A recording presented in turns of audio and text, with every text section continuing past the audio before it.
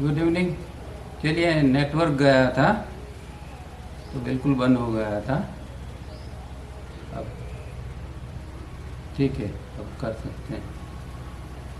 आज थोड़ा प्रॉब्लम है, यहाँ लाइट भी नहीं है, अंधेरा है, पढ़ना भी थोड़ा मुश्किल होगा, पर कोई बात नहीं। और बारिश सा मौसम हो गया है अभी यहाँ तो पर्पज ऑफ बटन डेट पढ़ते हैं और 9th चैप्टर पढ़ रहे हैं। और एक जो बात हम जो डिस्कस करते हैं वो रेशियो के बारे में, IASM केंद्रों के 2482 और 5221, क्योंकि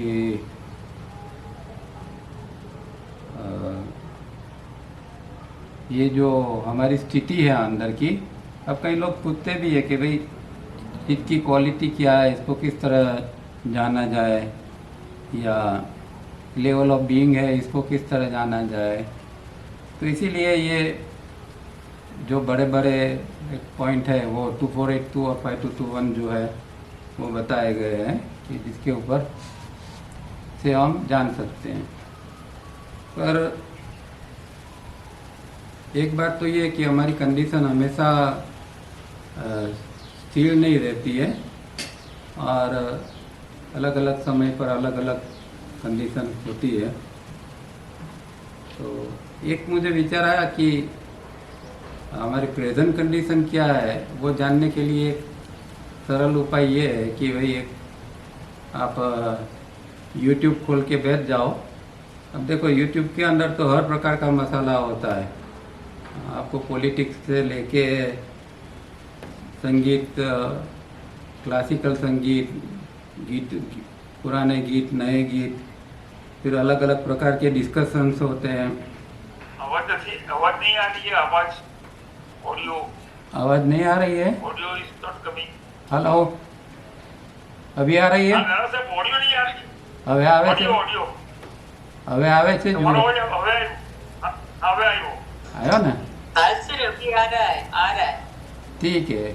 वो इंटरनेट चलाया गया था, इसके कारण सब कुछ बंद हो गया था, भी कैमरा भी बंद हो गया और ये माइक्रोफोन भी बंद हो गया था।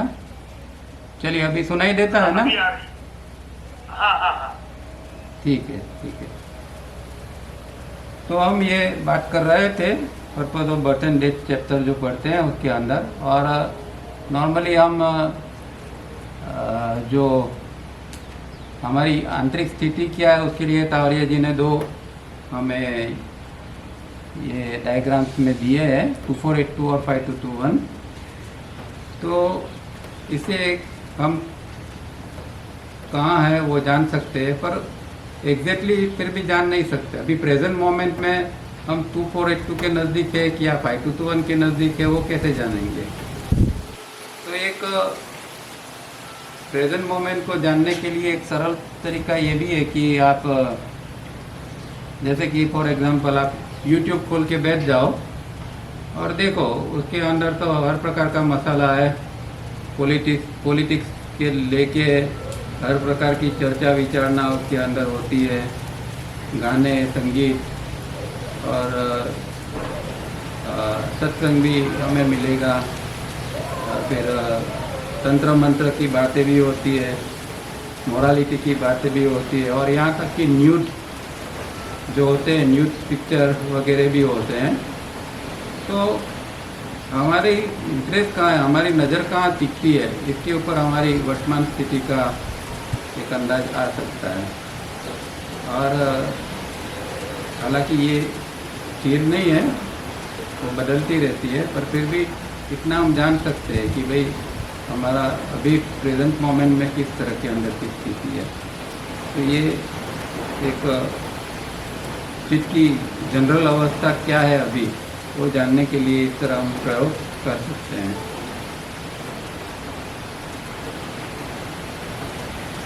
अभी यहाँ बारिश चालू हो गई है, लाइट नहीं है, पर पढ़ते हैं purpose of birth and death.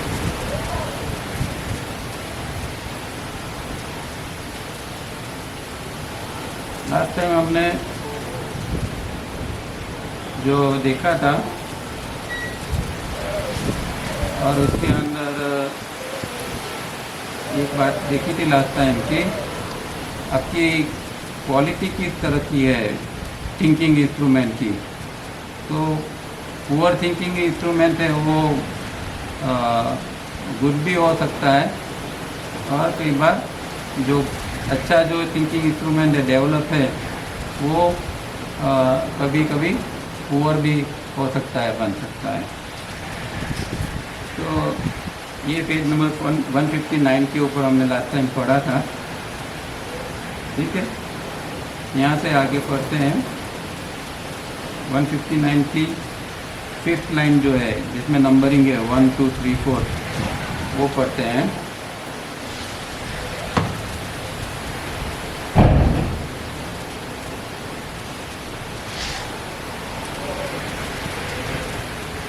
Then when we check the quality of our thinking, we must discern whether it is 1. Mere automatic response, 2. Shallow thinking, 3.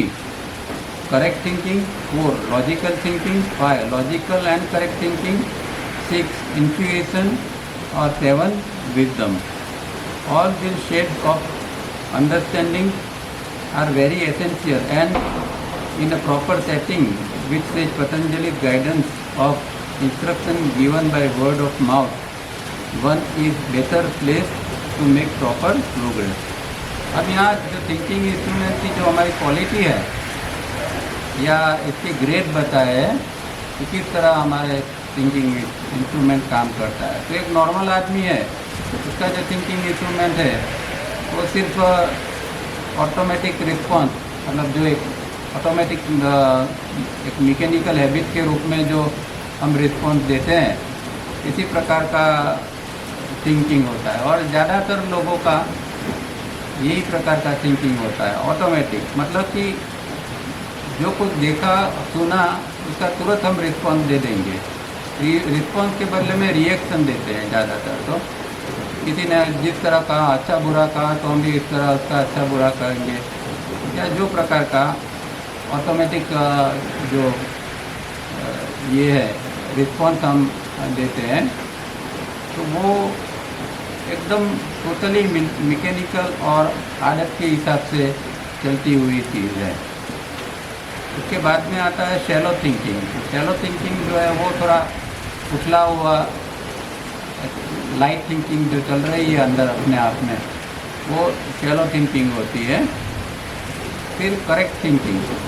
अब करेक्ट थिंकिंग जो है वो काफ़ी बाद में आती है, क्योंकि उसके पर जैसे दावरिया जी कहते हैं पहले तो हमें ब्रीदिंग को करेक्ट करना पड़ता है। ब्रीदिंग करेक्ट होती है तो फिर थिंकिंग भी करेक्ट हो सकती है। तो करेक्ट थिंकिंग के लिए तो लंबा समय लगता है, पर इसके साथ में हमारा थिंकिंग लॉजिकल होना चाहिए।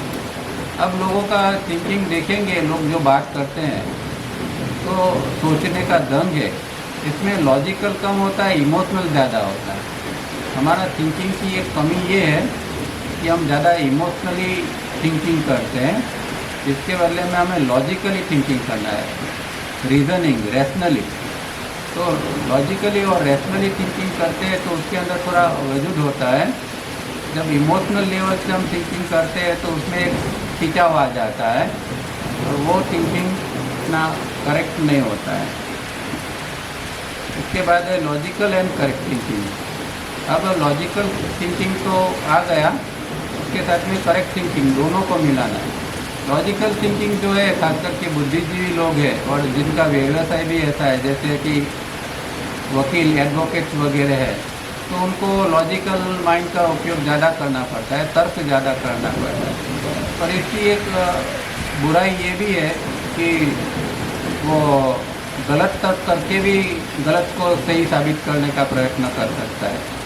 तो लॉजिकल के अंदर एक प्रॉब्लम ये है, अगर लॉजिकल का सही उपयोग किया जाता है तो अच्छा है, वरना लॉजिकल जो है वो आदमी कई बार मैं सच्चा हूँ वो स्थापित करने के लिए भी दलील करता रहता है, तर्क करता रहता है, तो वो उसका गलत परिणाम है। तो ये एक खास ध्यान में रखना है।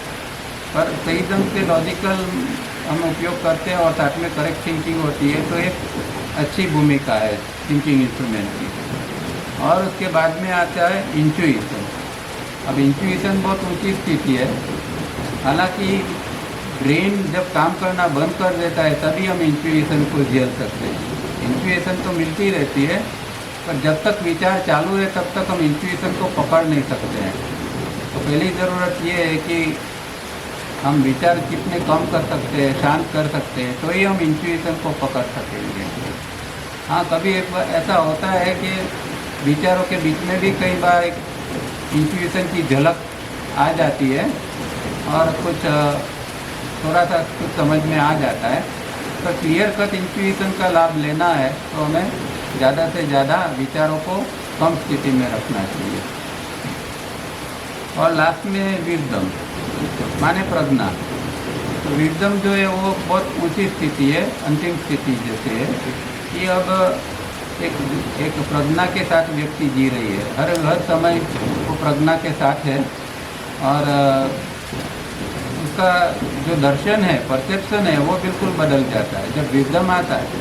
एक सामान्य आदमी का दर्शन है, जीवन को जिस दृष्टि से सामान्य आदमी देखता है और एक ज्ञानी व्यक्ति होता है, वो जो है वो बिल्कुल अलग ढंग से जीवन को दिखता है, क्योंकि उसका जो परसेप्शन की क्वालिटी अलग है, उसके अंदर एक विजडम होता है। तो इस तरह 7 प्रकार के जो ये है अलग अलग थिंकिंग इंस्ट्रूमेंट की क्वालिटी हम कह सकते हैं। और ये अंडरस्टैंडिंग जो है वो बहुत ज़रूरी है, हर प्रकार की धीरे धीरे करके हमारा डेवलपमेंट, आपका डेवलपमेंट थिंकिंग इंस्ट्रूमेंट का कितना है वो आप इससे जान सकते हैं। ये 7 स्टेजेस के अंदर आप कहाँ हैं। पर जैसे मैंने कहा तब इस तरह ज़्यादातर हमारा थिंकिंग जो है वो मैकेनिकली होता है, ऑटोमेटिक रिस्पॉन्सेस। जैसे शरीर के स्तर के ऊपर एक मच्छर काटता है और हम ऑटोमेटिकली मच्छर को मार देते हैं, इसी तरह हमारा विचार की प्रक्रिया जो है वो भी इसी तरह चलती रहती है, या हमारा जो रिस्पॉन्सेस है बाहर की वो भी इसी तरह चलते रहते हैं। तो उससे खास बाहर निकलना है। और ये ज्ञान जो है वो पतंजलि जो अपने शिष्यों को देते हैं वर्ड ऑफ माउथ, उसके द्वारा जो मिला हुआ है, जिसका उपयोग करने से हम प्रॉपर प्रोग्रेस कर सकते हैं। Says Patanjali state in book 3 सूत्र 8 the sequence of mental state is as follows. The mind reacts to that which is seen or heard, felt, etc. Then follows the moment of mind control. Then ensues a moment wherein the chitta responds to both these factors, what is seen and reacted to. Finally, this pass away and the perceiving consciousness has full sway. ये एक बहुत अच्छा सूत्र है, बहुत उपयोगी सूत्र है। उसके अंदर कि थिंकिंग इंस्ट्रूमेंट को किस तरह सुधारा जाए उसकी टेक्निक छुपी हुई है। और ये सूत्र की डिटेल में चर्चा हमने डिस्कोसिस 1 का, क्योंकि डिस्कोसिस 1 की पहली मीटिंग जो है ये मीटिंग टावरिया जी ने इसके ऊपर ही ली थी, सूत्र के ऊपर। बेसिकली ये सूत्र जो है वो पोज का है कि हमारी जो थिंकिंग की प्रोसेस है उसके अंदर अगर हम पोज एक इंट्रोड्यूस कर सकते हैं तो हमारे थिंकिंग इंस्ट्रूमेंट के अंदर हम चेंज ला सकते हैं। तो यहाँ सूत्र में क्या कहते हैं, यहाँ पूरी एक थिंकिंग की सीक्वेंस बताई गई है कि किस तरह माइंड काम करता है। कि जैसे कि एक चीज़ है, हम बाहर देखते हैं या कुछ सुनते हैं या कुछ अनुभव करते हैं, तो क्या होता है कि उसके साथ में तुरंत हमारे अंदर एक रिएक्शंस आ जाते हैं। और वो रिएक्शंस आ गया, उसके बाद में उस रिएक्शंस को हम कंट्रोल करने का प्रयत्न करते हैं, माइंड कंट्रोल। उसके बाद में जो स्थिति आती है कि अंदर एक दृष्टा निर्माण हो जाता है और वो देखता है दोनों चीज़ों को। पहली चीज़ ये कि जो कुछ सुना देखा, और दूसरा जो हमारा रिएक्शन जो आया वो दोनों चीज़ों को दृष्टा भाव से, एक दृष्टा अगर आता है तो वो देखा जाता है, और लास्ट में जो है वो परसीविंग कॉन्शियसनेस जो है, वो दृष्टा की जो स्थिति है, एक देखने वाला जो है अंदर, वो उसकी स्थिति जो है वो फुल स्वे में होती है, वो पूरे प्रभाव से फैली हुई होती है। तो यहाँ हमारी थिंकिंग की पूरी प्रोसेस जो है वो यहाँ बता दी है। अब हमें पोज कहाँ करना है, तो पोज अलग अलग जगह पर हो सकते हैं, पर दूसरे पोज जो है वो इंटरनल पोज है, वो तो बहुत मुश्किल है। पर ज़्यादा से ज़्यादा हम ये कर सकते हैं कि कोई चीज़ हमने देखी और हमें ना पसंद आई और इसके तुरंत ही हमारे अंदर एक रिएक्शन आया, तो कम से कम इतना हम कर सकते हैं कि वो रिएक्शन को मुंह से बोल के प्रकट नहीं करेंगे। अंदर रिएक्शन तो आ गया, IESM केंद्रों ने काम तो कर लिया, अब वहाँ हम कुछ नहीं कर सकते हैं क्योंकि वहाँ बहुत स्पीड से काम होता है। तो वहाँ रिएक्शन आ गया, अब इतना कर सकते हैं पहला एक पोज कि अब हम इसको एक्सप्रेस नहीं करेंगे, इतना भी होता है, मतलब कि कुछ क्षणों के लिए हम मौन धारण कर लेंगे।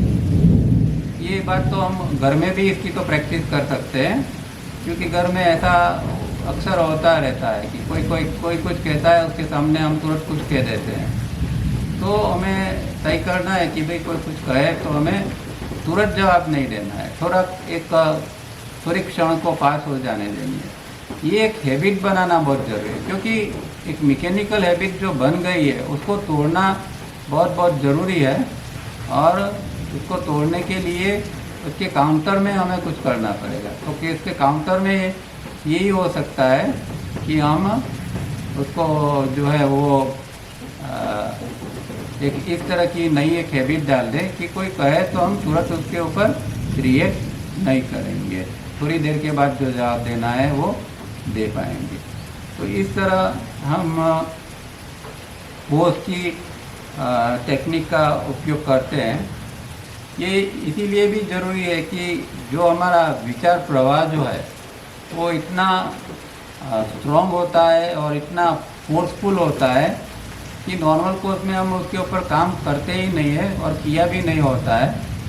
तो जब हम इस तरह की टेक्निक का उपयोग करते हैं तो पहले तो जो फ्लो एक बह रहा है उसके अंदर एक हिंड्रेंसेस हम क्रिएट करते हैं, और ये करना बहुत ज़रूरी है, तब हमारे जो विचारों की श्रृंखला है उसको तोड़ना संभव हो पाएगा।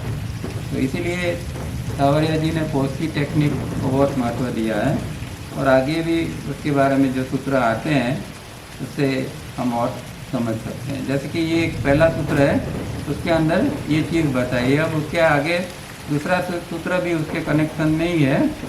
एंड फर्दर इन बुक 3 सूत्र 9, through the cultivation of this habit of the चित्ता there will be eventually occur a steadiness of spiritual perception। देखो, अगर ये हैबिट है, ये पोज की हैबिट हमने बार बार करते जाएंगे, मतलब कि बोलना नहीं है, एक्सप्रेस नहीं करना है, कम से कम अंदर विचार आ गया है तो ठीक है, रिएक्शन आ गया है तो भी ठीक है, पर कुछ समय के लिए हमें उसको एक्सप्रेस नहीं करना है। इस तरह की एक हम हैबिट भी एक क्रिएट करेंगे, कल्टीवेट करेंगे, तो उसका फ़ायदा ये होगा कि चित्त धीरे धीरे करके एक स्टेडीनेस इसके अंदर आएगी और एक स्पिरिचुअल परसेप्शन हमारे अंदर चालू होगा। स्पिरिचुअल परसेप्शन जब हमारे अंदर चालू होता है तब हम चीज़ों को, व्यक्ति को, घटना को, हर वस्तु को अलग नज़र से देख सकते हैं।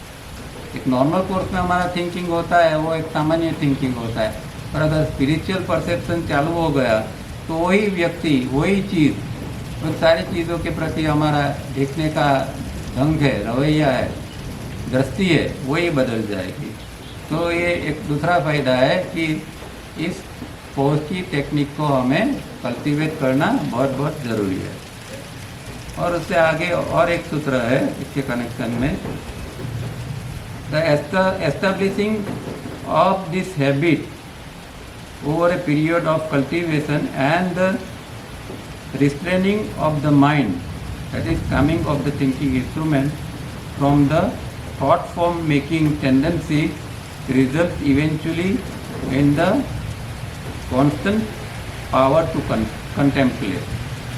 अब ये इसका तीसरा फायदा बताते हैं कि अगर ये धीरे धीरे करके हमने ये हैबिट को फॉर्म कर दिया, कल्टीवेट कर दिया, तो क्या होगा कि हमारा थिंकिंग इंस्ट्रूमेंट है उसको हम काम करते जाएंगे, शांत करते जाएंगे।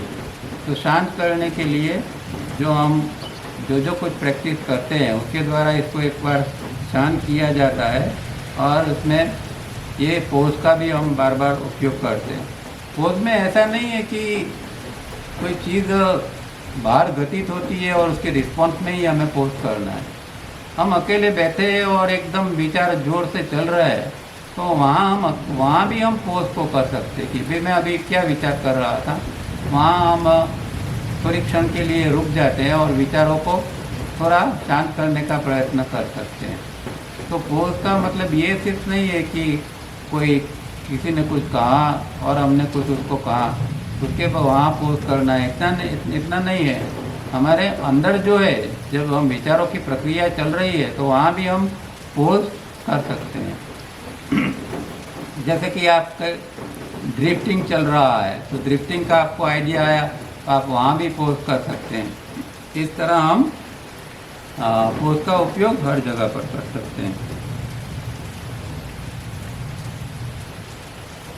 और इससे क्या होगा कि हमारे जो थॉट फॉर्म मेकिंग टेंडेंसी है, जो विचारों को बनाने की टेंडेंसी है, बार बार विचार जो हम बनाते रहते हैं, इस प्रकार की जो टेंडेंसी है उसको हम शांत कर देंगे, थिंकिंग इंस्ट्रूमेंट को शांत कर देंगे, और इवेंचुअली उसका रिजल्ट ये आएगा कि कांस्टेंट पावर टू कंटेम्पलेट मतलब ध्यान, चिंतन, मनन वगैरह। तो अगर हमको ध्यान, चिंतन, मनन करना है तो ये पोज की टेक्निक जब बहुत आगे एडवांस स्टेज में डेवलप हो जाएगी तो हम कंटेम्पलेट भी कर सकते हैं, ध्यान भी कर सकते हैं। मतलब अभी एक पोज ऐसा आ गया कि जिसके द्वारा हम विचारों को आने ही नहीं देते हैं लंबे समय तक, और एक कंटेम्पलेशन की स्थिति बनती है। तो ये तीन जो है वो पतंजलि ने ये टेक्निक के लिए बताए हुए हैं। अब मुझे आज पढ़ने में बहुत दिक्कत हो रही है क्योंकि लाइट नहीं है और अंधेरा अच्छा रहा है, क्योंकि बारिश चल रही है यहाँ। देखते हैं कितनी देर पढ़ सकूँगा, इतना चालू रखते हैं, नहीं तो फिर बंद करना पड़ेगा। Only now after this preliminary thought does sage Patanjali come to the subject of thinking.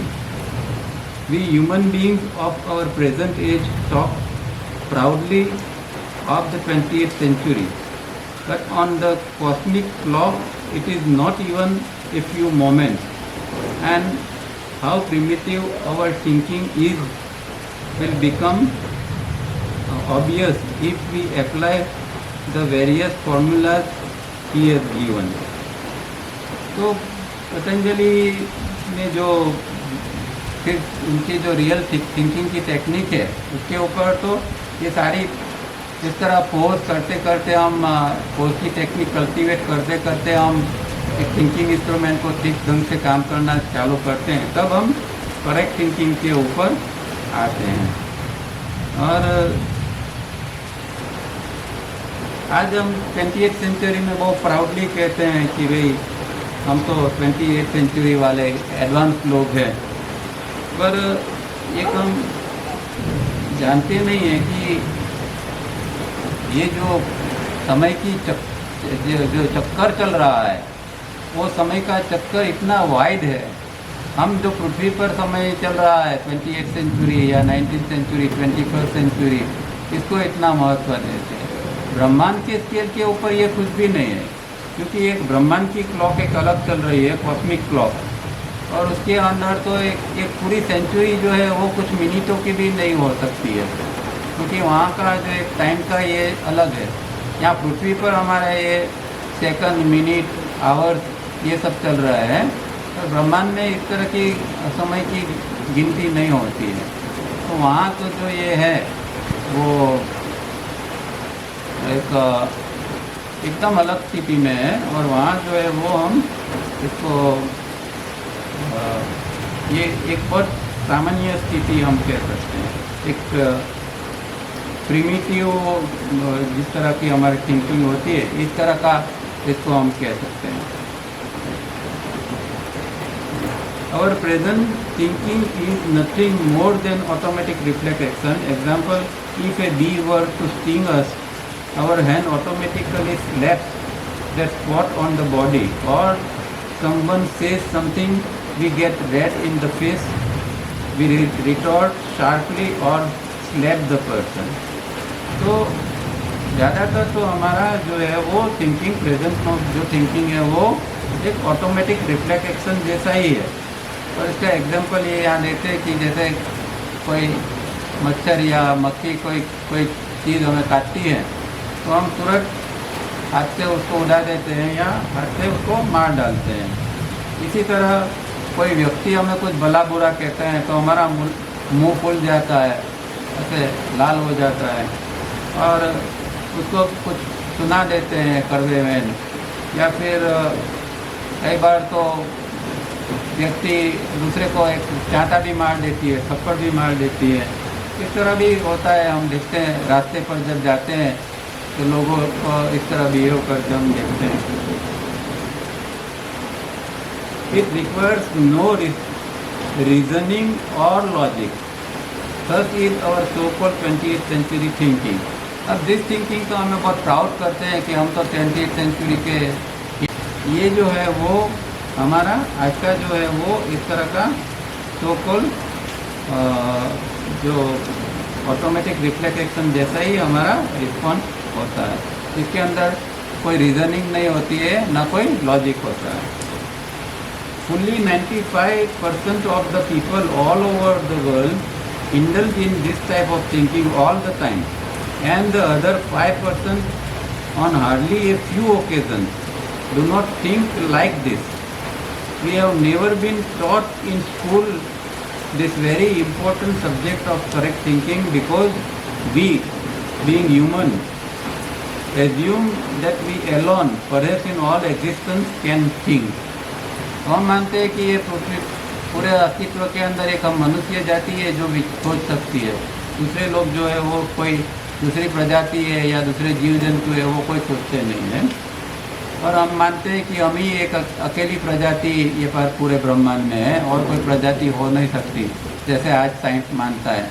हालांकि साइंस प्रयत्न करता है कि दूसरी भी प्रजाति हो सकती है और उसका प्रयत्न करता है, पर जो पूरी ह्यूमैनिटी है उसके अंदर खाली 95% लोग जो है, पूरे 95% लोग जो है वो ऑल द टाइम इस प्रकार का ऑटोमेटिक थिंकिंग उसके अंदर चलता रहता है। ये एक मैकेनिकल थिंकिंग से ही पूरी ह्यूमैनिटी के 95% लोग जीते हैं। और जो 5% जो लोग हैं उसमें से वो भी कभी कभार, नॉट ऑलवेज, कभी कभार कुछ उसके अंदर जागृति आ जाती है तो वो मैकेनिकल रिस्पॉन्स के बदले में कुछ लॉजिकल या सोच समझ के कुछ थिंकिंग कर सकते हैं। बाकी 95% जो है वो पॉपुलेशन से हम इसी तरह जीते हैं, इसी तरह हमारा रिस्पॉन्स होता है। But thinking is a science, and unless like any other faculty of science it is taught properly, we shall remain ignorant of the science of thinking। तो दूसरी जिस तरह के साइंस अलग अलग प्रकार के हैं, इसी तरह ये भी एक साइंस है थिंकिंग के लिए। थिंकिंग को किस तरह हम चेंज कर सकते हैं इसका, और उसको प्रॉपरली उसको सिखाना जाना चाहिए। तो हो सकता है कि एक थिंकिंग की, क्योंकि हमें चेंज करना है थिंकिंग की पैटर्न को। हमारे अंदर जो थिंकिंग जो चल रही है, चाहे किसी प्रकार का भी थिंकिंग हो, किसी प्रकार का भी अंदर भाव चल रहा है, उसकी एक पैटर्न है। और पैटर्न इस जन्म में तो बचपन से है, और हो सकता है कि पिछले कई जन्मों की असर भी इस पैटर्न के अंदर हो, और वो उसके कारण जो पैटर्न बन गई है। इसीलिए क्योंकि जब ह्यूमैनिटी की इतनी बड़ा हिस्सा जो है वो इस तरह ही एक बहुत पुअर थिंकिंग करता है, तो इसका मतलब ये हुआ कि ये एक यूनिवर्सल लेवल के ऊपर भी उसका कुछ प्रभाव होगा। मतलब कि जो पीछे की जो इटर्निटीज है उसका प्रभाव भी हमारा थिंकिंग के ऊपर वो होता होगा, वो आगे बात इसमें ये आएगी। Therefore, the first elementary step we have to introduce at this stage is to pause for a moment. तो यहाँ पहला काम ये करना है कि pause हमें एक क्षण के लिए इंट्रोड्यूस करना है। जब हमारा थिंकिंग चलता है तो एलिमेंट्री स्टेप के रूप में हमें रुक जाना है, या फिर जब हम कुछ रिस्पॉन्स देते हैं तो उस समय भी हमें रुक जाना है। और जो हमारा जो एफेजर्ड थिंकिंग चल रहा है उसको अगर हम लॉजिकल थिंकिंग बना सकते हैं, कुछ सोच समझ के जवाब दे सकते हैं तो बहुत अच्छा है। लोगों से बात करते हैं तो उसकी थिंकिंग का पता चलता है, उनके जो जवाब होते हैं वो इतने सुपरफिशियल होते हैं या फिर एफेजर्डली कुछ ना कुछ बोल देते हैं। तो हमारे अंदर एक गहराई आनी चाहिए, सोच के अंदर गहराई आनी चाहिए, और वो जब इसका कल्टीवेशन हम करते हैं तभी ये चीज़ बन पाती है। This is the most elementary method of mind control. We pause for a moment before reacting and do not just jump into the well because our ego is hurt. तो यहाँ एक pause की एकदम एलिमेंट्री टेक्निक है, और हम कुछ भी रिएक्ट करने से पहले थोड़ा एक थंबने का प्रयत्न करते हैं, कुछ बोलने से, कुछ कहने से एक थोड़ा एक क्षण के लिए हम पॉज कर देते हैं, रुक जाते हैं, और फिर क्योंकि रुकते हैं तो फिर रिएक्शन के बदले में रिस्पॉन्स आने की संभावना बनती है, क्योंकि विचार प्रक्रिया अंदर बदल जाती है। और फिर जो मानो कि किसी ने हमें गाली दी तो हम भी गाली देने वाले थे, तो जब हम रुक जाते हैं तो हो सकता है कि वो गाली के बदले में फिर कुछ अच्छे शब्द भी निकल सकते हैं। तो ये इसका एक इतना बड़ा प्रभाव है कि ये रुकना जो है वो पॉज करना बहुत ज़रूरी है। और नॉर्मल कोर्स में हमारा ईगो हर्ट होता है तो हम कुछ सोचते ही नहीं है, हमारी बढ़ात जो है वो अंदर से निकाल देते हैं, कुछ ना कुछ बोल देते हैं। तो ये बहुत गलत बात है, हमारे अंदर एक करेक्शन आना बहुत ज़रूरी है। How will you pause? Just take in a deep breath and throw it out. Try it and see how relaxing it is. All the heat and passion created passes out of your mind and body with this one deep breath which you exhale forcefully. अब यहाँ एक छोटी सी technique बताते हैं कि भाई वो ऐसी स्थिति आए कि किसी ने हर्ट कर दिया और हमारा रिएक्शन आ रहा है, तो रिएक्शन नहीं हम देंगे और क्या करेंगे कि एक गहरी सांस लेंगे और मुंह से ज़ोर से उसको बाहर फेंक देंगे। तो यही बेस के ऊपर हम जानते हैं उन्होंने रिफाइनिंग नंबर 4 हमें दी है, जिसके अंदर बार बार यही चीज़ हम करते हैं। 5 इंस्टॉलमेंट में श्वास को अंदर लेते हैं और ज़ोर से मुंह से बाहर फेंकते हैं। इसका कारण भी यही है कि जो अंदर दबा हुआ जो चीज़ जो पड़ी है, अंदर हर्ट दुख जो पड़ा है दबा हुआ, उसको हम रिलीज़ करते हैं, एक प्रकार का कैथारसिस कर देते हैं। इसीलिए फोर्ट एक्सरसाइज में ये दिया है। पर कभी कभार फोर्ट एक्सरसाइज तो ठीक है, वो तो घर में करते हैं, पर कभी बाहर है और इस तरह की सिचुएशन बन गई तो हम इस तरह का कर सकते हैं, नाक से गहरी सांस लेकर मुंह से जोर से उसको फेंक सकते हैं। The world's wars between individuals, between groups and between nations is traceable to this fact that we have never introduced this elementary first step of a pause, and that too for just one moment. अब पूरी दुनिया के अंदर, चाहे वो 2 देश के बीच में हो, 2 ग्रुप्स हो या 2 व्यक्ति हो, हर एक के बीच में कुछ न कुछ एक विषाद, कुछ न कुछ चलता रहता है। और ऐसी स्थिति के अंदर अगर ये एक एलिमेंट्री स्टेप जो है वो सिखाया जाता है, इंट्रोड्यूस किया जाता है, और अगर इसका पालन किया जाता है हर समय, चाहे वो 2 व्यक्ति है या कोई ग्रुप के अंदर कुछ चल रहा है गड़बड़ी, या फिर 2 नेशन के बीच में कुछ जब चल रहा है, तो एक इसका रिजल्ट जो है वो एक बिल्कुल अलग प्रकार का आएगा। Just a pause may not appeal to most and may not be possible for most, hence at this moment take just one deep breath and exhale it forcefully. अब ये चीज़ सुनने में जितनी आसान है इतनी आसान है नहीं, और कई बार तो हमें इसमें कुछ अपील भी नहीं करता है कि ये क्या पोज करना है, चल रहा है जो चलने दो, विचारों को रोकने की क्या ज़रूरत, इसकी वैल्यू क्या है पोज की, वही हमें तो पहले तो समझ में नहीं आता है। और अगर थोड़ा बहुत समझ में आया तो भी इतना आसान नहीं है जितना सुनते हैं, क्योंकि अभी ये हमारी मीटिंग ख़त्म होगी, आप उठोगे और तुरंत मानो कि कोई रिएक्शन आ गया, किसी ने आपको कुछ कह दिया, तो वही आपकी एक जो टेंडेंसी है, मैकेनिकल टेंडेंसी, वही बाहर आ जाएगी। तो सुनने से नहीं कुछ होता है, अंदर एक दृढ़तापूर्वक एक अंदर संकल्प होना चाहिए कि नहीं, मुझे पोज करने की एक आदत डालनी चाहिए, क्योंकि हर समय हम जो रिएक्ट करते हैं वो ठीक नहीं है। ऐसा कुछ अंदर एक सोच बनती है, एक नई कोई पैटर्न हम फॉर्म करते हैं, और उसके द्वारा फिर हम प्रयत्न करेंगे कि जब जब ऐसा होता है किसी ने कुछ कहा तो तुरंत कहने के बदले हम पोज कर दिया, तो बार बार ये प्रैक्टिस करेंगे तो धीरे धीरे करके एक थोड़ी ग्रिप इसके ऊपर आएगी। पर आसान नहीं है, और कई लोगों को ये चीज़ अपील भी नहीं करती है। उनके लिए तो फिर ये मुंह से फूंक मार के जो कुछ अंदर दबा हुआ है उसको बाहर निकाल दो, यही एक रास्ता है। When we pause thus for a moment before reacting, the initial emotional reaction passes away.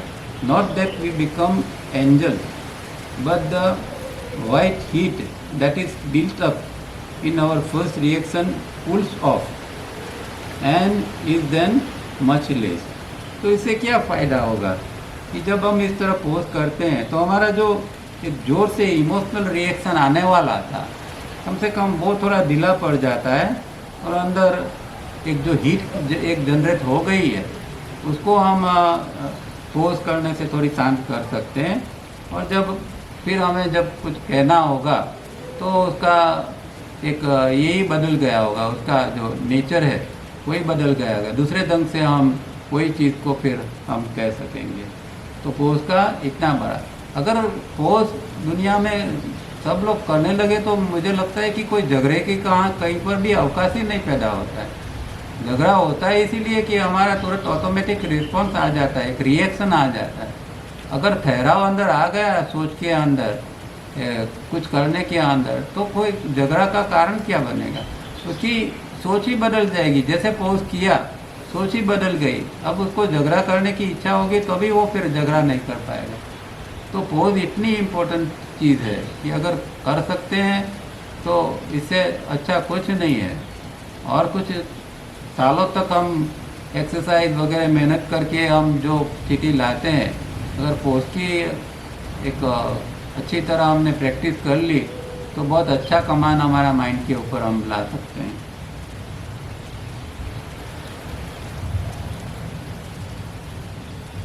Do you know why we still have this habit of automatic reflex action? Because for the last 3 substages down the arc and the first 3 substages up the arc, that is for over more than 6 eternities, we have had out primitive, wild, crude ways, our animal ways of thinking and living and reacting. They are deeply ingrained in us, and we carry those memory patterns with us in this early 4th substage on the upward arc. So not yet being free from this primitive, ugly, animal-like habits, we still continue to think in the same fashion. We think incorrectly, we breathe incorrectly, we eat and sleep incorrectly, and yet we expect to behave correctly. But it now needs a radical change. अब ये बात है कि भाई ये कहाँ से हमारे अंदर इस तरह का ऑटोमेटिक रिफ्लेक्स एक्शन घुस गया, इसकी हैबिट कब कैसे बन गई। तो यहाँ इसका एक बड़ा कारण बताते हैं। हालांकि इस जन्म में तो बचपन से ही ये चीज़ हमारे अंदर घुस जाती है, क्योंकि पूरा घर का माहौल, सोसाइटी का माहौल, हर लोग रिएक्ट करते हैं, हर लोग एक दूसरे को सामने बोलते हैं।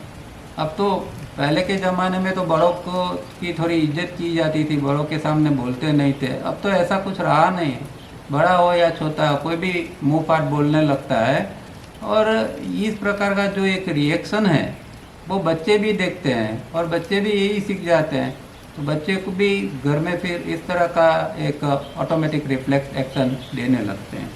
पर यहाँ और गहरी बात उन्होंने बताई है कि ये इस जन्म की बात नहीं है, क्योंकि हमारी जो जीव की जो डाउनवर्ड यात्रा थी इन्वॉल्यूशन की, उसके अंदर जब भूलोक के अंदर हम लास्ट 3 स्टेज में थे, मतलब 5, 6 और 7 डाउनवर्ड में, तो उस समय जो हमारी जो स्थिति थी वो इस तरह एनिमल टाइप की थी, एकदम ब्रूटल, क्रूड, इस तरह का हमारा जीवन था, थिंकिंग था।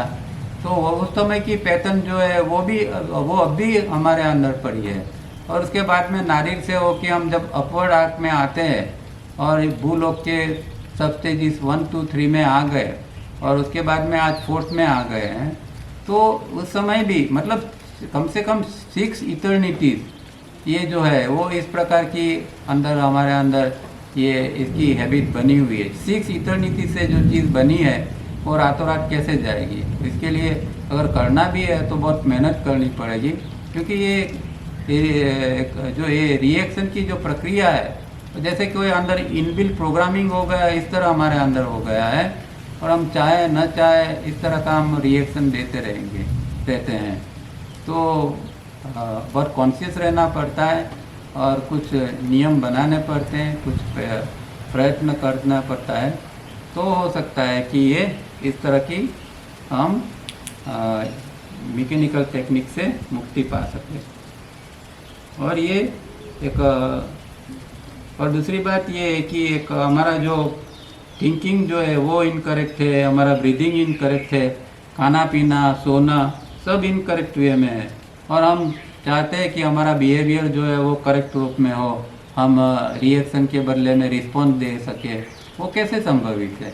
ये एक चीज़, ये सारी चीज़ें एक दूसरे के साथ कनेक्टेड है, और इसलिए अगर एक को सुधारते हैं तो दूसरे चीज़ें भी धीरे धीरे, जैसे ब्रीदिंग को सुधार लिया तो धीरे धीरे उसका प्रभाव थिंकिंग के ऊपर भी पड़ेगा, उसका प्रभाव ईटिंग और स्लीपिंग के ऊपर भी पड़ेगा। तो हर चीज़ कनेक्टेड है, तो एक चीज़ पकड़ के हमें सुधार करने की ज़रूरत पड़ती है और एक रेडिकल चेंज लाना हमारे अंदर ज़रूरी है। So with this pause our behaviour pattern being to change. This is not thinking yet. It is just a method to break an old wrong habit and is the first step towards the method of correct thinking.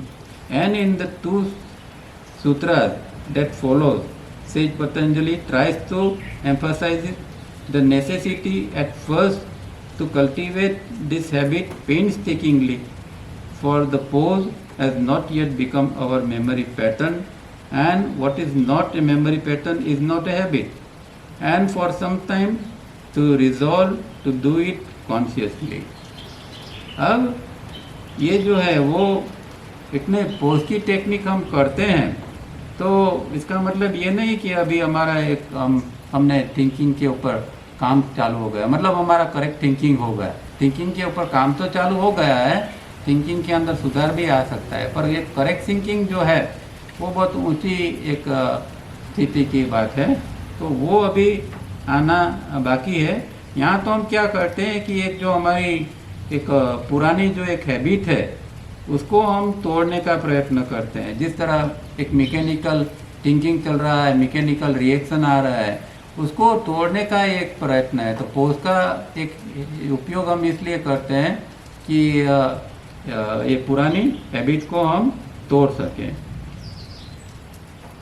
ये correct thinking का first step हो सकता है।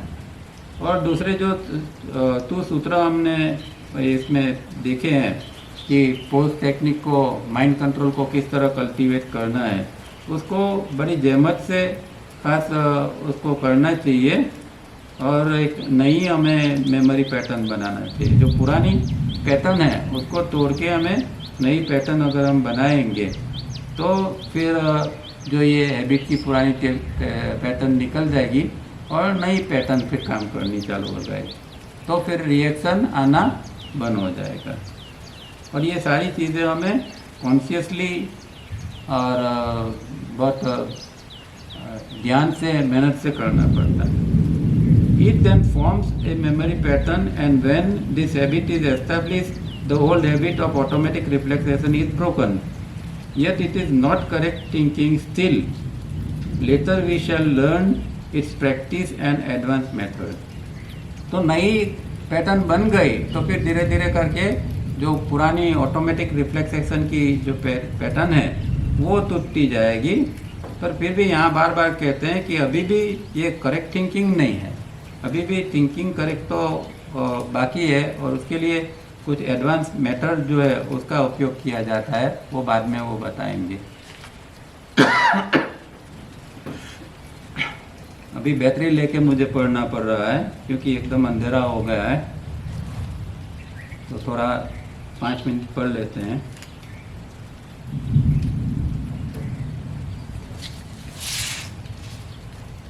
अब एक नया दूसरा सूत्र आता है बुक 4 के अंदर, सूत्र नंबर 27।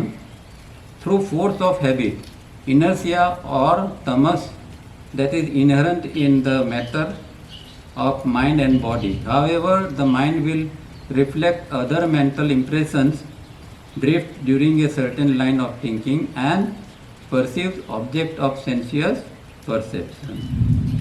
मतलब क्या कहते हैं कि आदत के दबाव के कारण, जो हमारे एक फोर्स ऑफ हैबिट है, आदत का दबाव के जो है, और उसका कारण ये है कि हमारा शरीर मन जो है वो स्वाभाविक रूप से एक तमस या बेहोशी की स्थिति में, हमारा शरीर मन जो है वो तमोगुणी हो गया है।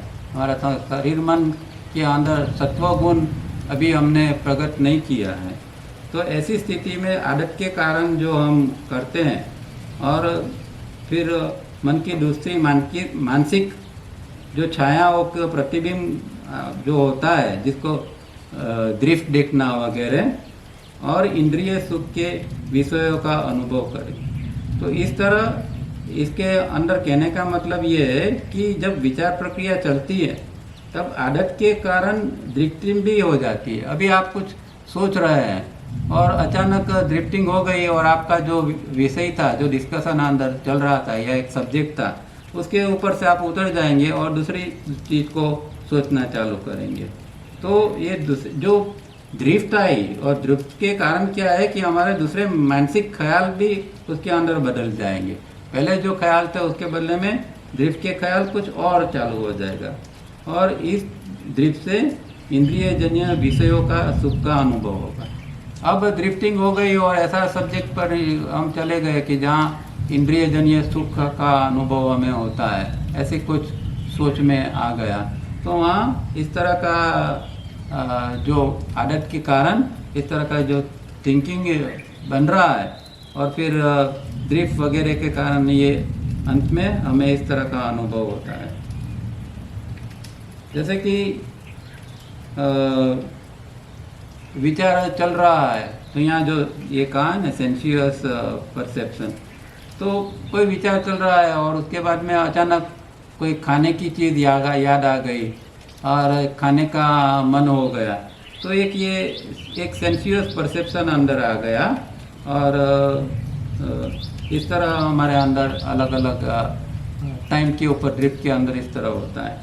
पर हकीकत में ये सूत्र जो है वो बहुत आगे का क्या है, क्योंकि बुक 4 के अंदर लिखा है, मतलब चैप्टर 4, तो वो बहुत ये सूत्र का कुछ और गहरा मीनिंग ये है कि ये महर्षि पतंजलि जो एडवांस साधक है उनको एक चेतावनी के रूप में बताते हैं कि देखो कभी भी मन भटक सकता है। आप विचार में हैं और कोई पुरानी एकदम याद आ गई, पुराना कोई संस्कार निकल आया और आपको खींच के ले जाएगा। तो एक चेतावनी के रूप में ये है कि हमेशा अंदर से जागृत रहना चाहिए, नहीं तो कोई पुरानी पैटर्न आके व्यक्ति को दूसरी जगह खींच के ले जा सकती है। इसलिए ये सूत्र बुक 4 के अंदर है। और उसके बाद में दूसरा सूत्र है these reflections are of the nature of hindrances and the method of their overcoming is the same. The corrective method is shown in chapter 11. तो ये जो जो हैबिट है, फोर्स हैबिट हमारे अंदर जो बन रही है, उसका जो एक रिफ्लेक्शंस आता है और वो एक हिंड्रेंसेस के रूप में, मतलब विघ्न के रूप में आता है, और वो उसको काउंटर करने के लिए, उसको ओवरकम करने के लिए फिर जो दूसरी मेथड बताई गई है वो करेक्टिव मेथड है। मतलब एक प्रतिपक्ष भावना करनी होती है। एक गलत विचार आ गया तो उसके सामने मुझे इसका पॉजिटिव विचार जो है वो लाना पड़ेगा, उसको प्रतिपक्ष भावना कहते हैं और वही करेक्टिव मेथड के रूप में है। यहाँ रुकते हैं अभी, नेक्स्ट टाइम आगे पढ़ेंगे। 5 मिनट है, किसी को कुछ पूछना है तो पूछ सकते हैं।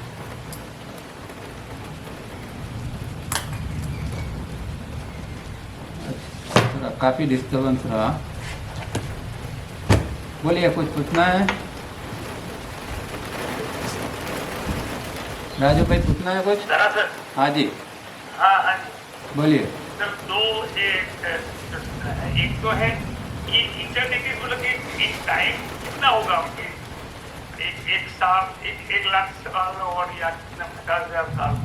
इटर्निटी की बात की। हाँ, तो इटर्निटीज में 1 लाख से भी, इटर्निटी में कितने साल होंगे? एक इटर्निटीज में एक, हाँ वो सुनिए तो सही अभी। एक इटर्निटीज के अंदर 1 लाख से ज़्यादा समय होता है, क्योंकि हमने पीछे पढ़ा था कि ये फोर्थ सबस्टेज जो है उसके तो 1 लाख साल तो कब के हो चुके हैं।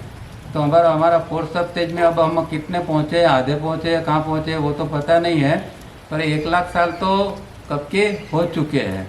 तो एक इटर्निटीज है वो लाखों साल उसके अंदर हो सकते हैं, पर कोई फिगर एग्जैक्टली कह नहीं सकते हैं, क्योंकि तावरिया जी ने कोई एग्जैक्ट फिगर नहीं बताया, पर लाखों साल इसमें इटर्निटी में चले जाते हैं।